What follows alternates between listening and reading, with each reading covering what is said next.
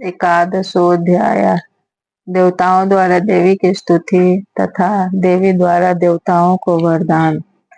मैं भी भुवनेश्वरी देवी का ध्यान करता हूँ।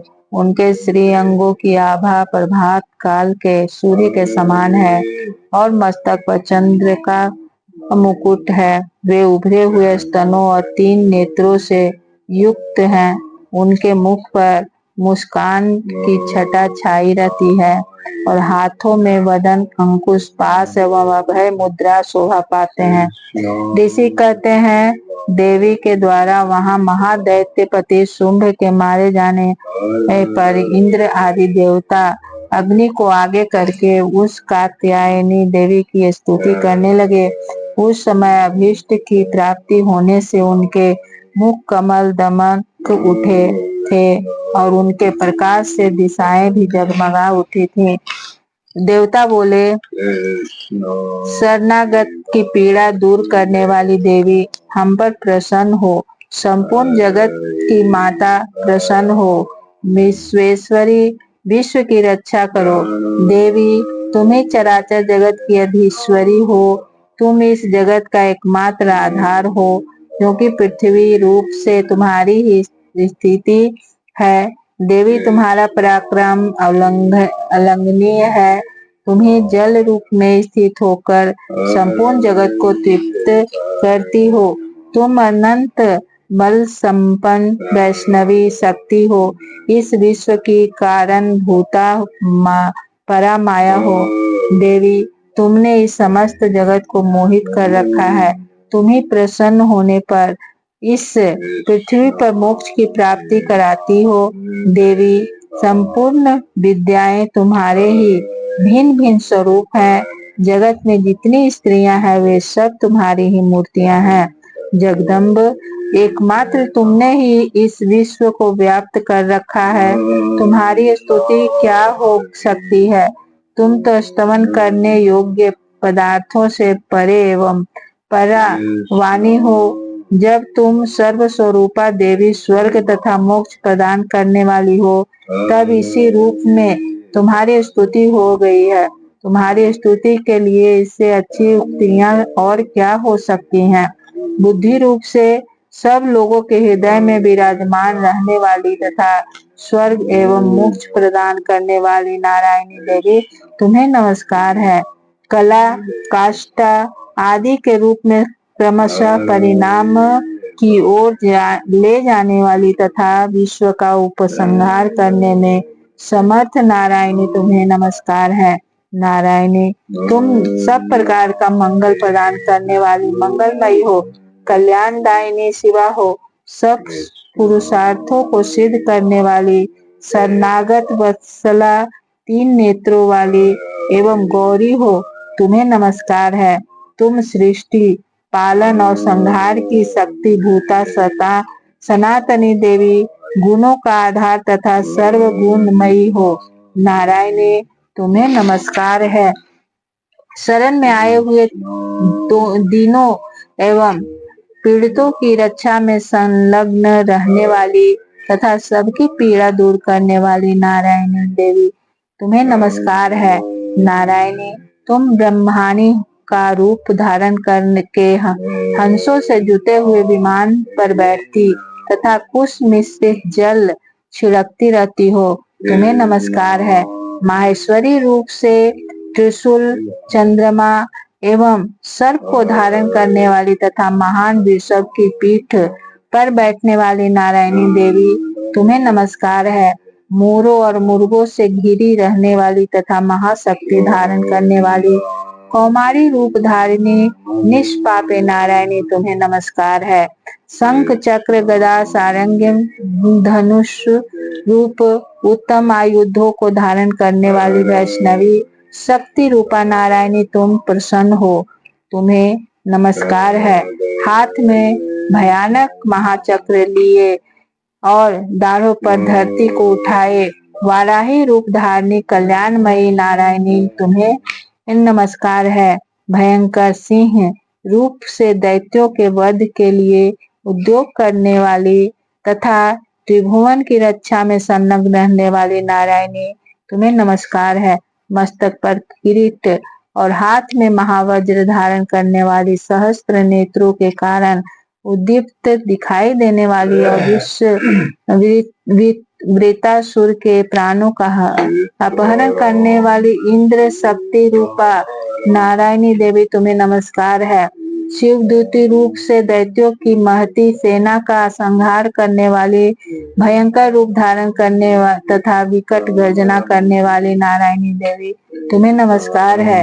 दाढ़ों के कारण विकराल मुख वाले मुंडमाला से विभूषित मुंड मर्दनी चामुंडा रूपा नारायणी तुम्हें नमस्कार है। लक्ष्मी, लज्जा, महाविद्या, श्रद्धा, पुष्टि, स्वधा, ध्रुवा, महारात्रि तथा महा अविद्या रूपा नारायणी तुम्हें नमस्कार है। मेधा, सरस्वती, वरा, भूति, बाभ्रवी, तामसी, नियता तथा ईशा रूपिणी नारायणी तुम्हें नमस्कार है। सर्वस्वरूपा, सर्वेश्वरी तथा सब प्रकार की शक्तियों से संपन्न दिव्य रूपा दुर्गे देवी सब भयों से हमारी रक्षा करो, तुम्हें नमस्कार है। कात्यायनी, यह 3 लोचनों से विभूषित तुम्हारा सौम्य मुख सब प्रकार के भयों से हमारी रक्षा करे, तुम्हें नमस्कार है। भद्रकाली, ज्वालाओं के कारण विकराल प्रतीत होने वाला अत्यंत भयंकर और समस्त असुरों का संहार करने वाला तुम्हारा त्रिशूल भय से हमें बचाए, तुम्हें नमस्कार है। देवी, जो अपनी ध्वनि से संपूर्ण जगत को व्याप्त करके दैत्यों के तेज नष्ट किए देता है, वह तुम्हारा घंटा हम लोगों की पापों से उसी प्रकार रक्षा करे जैसे माता अपने पुत्रों के बुरे कर्मों से रक्षा करती है। चंडिके, तुम्हारे हाथों में सुशोभित खड्ग जो असुरों के रक्त और चर्बी से चर्चित है, हमारा मंगल करे, हम तुम्हें नमस्कार करते हैं। देवी, तुम प्रसन्न होने पर सब रोगों को नष्ट कर देती हो और कुपित होने पर मनोवांछित सभी कामनाओं का नाश कर देती हो। जो लोग तुम्हारी शरण में जा चुके हैं उन पर विपत्ति तो आती ही नहीं, तुम्हारी शरण में गए हुए मनुष्य दूसरों को शरण देने वाले हो जाते हैं। देवी अंबिके, तुमने अपने स्वरूप को अनेक भागों में विभक्त करके नाना प्रकार के रूपों से जो इस समय इस धर्मद्रोही महादैत्यों का संहार किया है, वह सब दूसरी कौन कर सकती थी। विद्याओं में ज्ञान को प्रकाशित करने वाले, शस्त्रों में तथा आदि वाक्यों में तुम्हारे सिवा और किसका वर्णन है, तथा तुमको छोड़कर दूसरी कौन ऐसी शक्ति है जो विश्व को अज्ञानमय घोर अंधकार से परिपूर्ण ममता रूपी गड्ढे में निरंतर भटका रही हो, जहाँ राक्षस, जहाँ भयंकर विष वाले सर्प, जहाँ शत्रु, जहाँ लुटेरों की सेना और जहाँ दावानल हो, वहाँ तथा समुद्र के बीच में भी साथ रहकर तुम विश्व की रक्षा करती हो। विश्वेश्वरी, तुम विश्व का पालन करती हो, विश्व रूपा हो, इसलिए संपूर्ण विश्व को धारण करती हो। तुम भगवान विश्वनाथ की भी वंदनीय हो। जो लोग भक्ति पूर्वक तुम्हारे सामने मस्तक झुकाते हैं, वे संपूर्ण विश्व को आश्रय देने वाले होते हैं। देवी, प्रसन्न हो। जैसे इस समय असुरों का वध करके तुमने शीघ्र ही हमारी रक्षा की है, उसी प्रकार सदा हमें शत्रुओं के भय से बचाओ।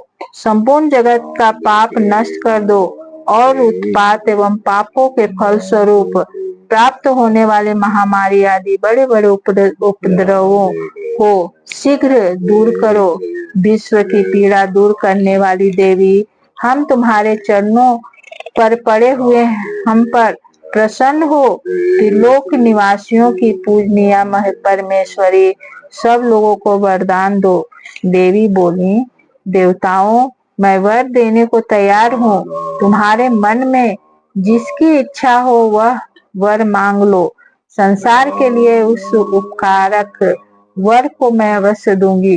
देवता बोले, सर्वेश्वरी, तुम इसी प्रकार तीनों लोकों की समस्त बाधाओं को शांत करो और हमारे शत्रुओं का नाश करती रहो। देवी बोली, देवताओं वैवस्वत मनवंतर के 28वें युग में शुंभ और निशुंभ नाम के 2 अन्य दैत्य उत्पन्न होंगे। तब मैं नंद गोप के घर में उनकी पत्नी यशोदा के गर्भ से अवतीर्ण हो विंध्याचल में जाकर रहूंगी और उक्त दोनों असुरों का नाश करूंगी। फिर अत्यंत भयंकर रूप से पृथ्वी पर अवतार ले मैं वैप्रचित नाम वाले दानवों का वध करूंगी। उन भयंकर महादैत्यों को भक्षण करते समय मेरे दांत अनार के फूल की भांति लाल हो जाएंगी। तब स्वर्ग में देवता और मर्त्यलोक में मनुष्य सदा मेरी स्तुति करते हुए मुझे रक्तदंतिका कहेंगे।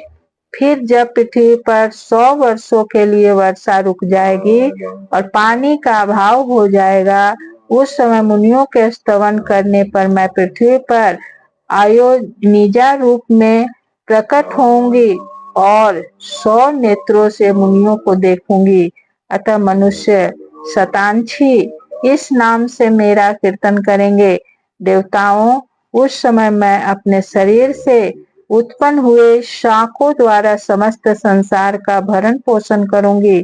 जब तक वर्षा नहीं होगी तब तक वे शाक ही सबके प्राणों की रक्षा करेंगे।